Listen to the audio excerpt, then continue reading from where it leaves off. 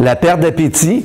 Ça, c'est intéressant parce que comme j'ai travaillé à la chaire de recherche de l'obésité puis que je suis un coach en perte de poids, je me suis posé la question, je me suis penché sur la question de savoir est-ce que le stress fait vraiment perdre l'appétit ou s'il y en a d'autres qui vont me dire le stress me fait manger davantage. La faim émotionnelle, il y en a qui connaissent ça. Le chocolat, les chips, hein, à un moment donné, quand on est stressé. Alors, est-ce que le stress fait manger plus ou s'il fait perdre l'appétit? Ça dépend. Ça dépend de quoi? De nos mécanismes de défense, j'imagine, de comment on compense. Comment on compense? Oui, la compensation, c'est une façon de bien gérer. On va y revenir plus tard. Je vais juste glisser un mot, c'est-à-dire que quand on a un stress à la maison, compenser, c'est de faire d'autres choses. Donc ça permet de mieux gérer. Dans le cas du stress qui nous amène à couper l'appétit, ça, c'est en fonction du contrôle que vous avez sur votre capacité de gérer votre stress.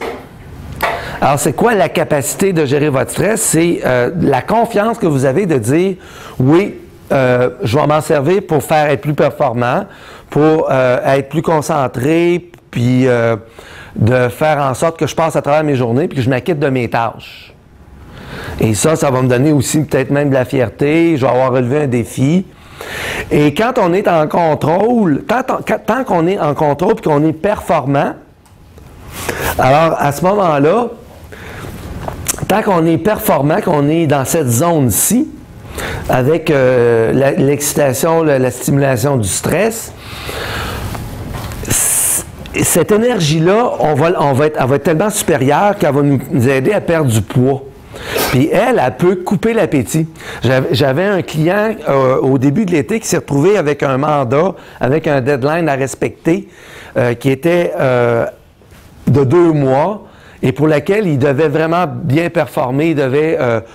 Il était en informatique, puis il y avait une équipe qui devait reformer, puis il y avait